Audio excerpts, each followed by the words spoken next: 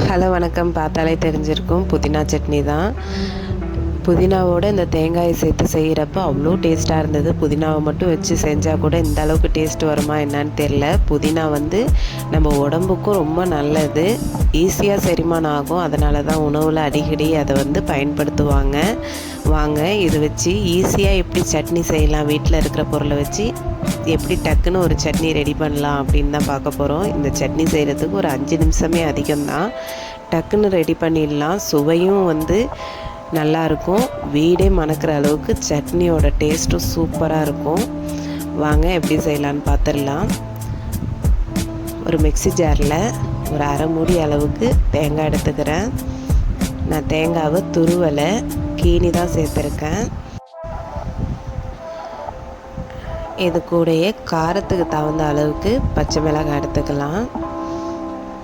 இந்த சட்னி பச்சை மிளகாவில் செய்கிறப்ப டேஸ்ட்டு நல்லாயிருக்கும், காஞ்ச மிளகாவுக்கு அவ்வளோவா செட் ஆகாது. உங்கள் காரத்துக்கு தகுந்த அளவுக்கு சேர்த்துக்கோங்க. நான் நல்லா ஒரு கைப்பிடி அளவுக்கு புதினா எடுத்திருக்கேன். நல்லா அலசிட்டு அதில் மண் தூசி எதுவும் இல்லாமல் நல்லா கழுவிட்டு சேர்த்துக்கோங்க. மிக்ஸி ஜாரில் 2 பல் பூண்டு, ஒரு சின்ன இஞ்சி துண்டு சேர்க்குறேன், ஒரு கொத்து கருவேப்பிலை, ஒரு கைப்பிடி அளவுக்கு பொட்டுக்கடலை சேர்க்குறேன், தேவையான அளவுக்கு உப்பு. நீங்கள் புளி வேணும்னாலும் சேர்த்துக்கலாம். நான் இன்றைக்கி புளி சேர்க்காம தான் செஞ்சுருக்கேன். ஆனால் புளி சேர்த்து செய்கிறப்ப சட்னி சீக்கிரமும் கெட்டு போகாது, டேஸ்ட்டும் நல்லாயிருக்கும். இப்போ பாருங்கள், நல்லா தேவையான அளவுக்கு தண்ணி ஊற்றி இந்த அளவுக்கு நல்லா அரைச்சி எடுத்துக்கணும். நல்லா அரைச்சதுக்கப்புறம் அது ஒரு கிண்ணத்துக்கு மாற்றிக்கலாம். பாருங்கள், அவ்வளோதான், சட்னி ரெடி ஆகிட்டு பாருங்கள். இப்போ தாளிக்கிறத பார்த்துடலாம்.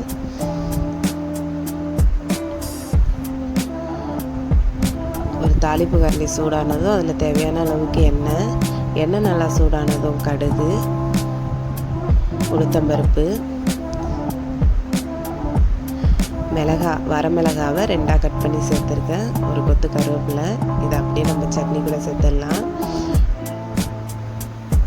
அவ்வளோதாங்க இதோட தாளிப்பு.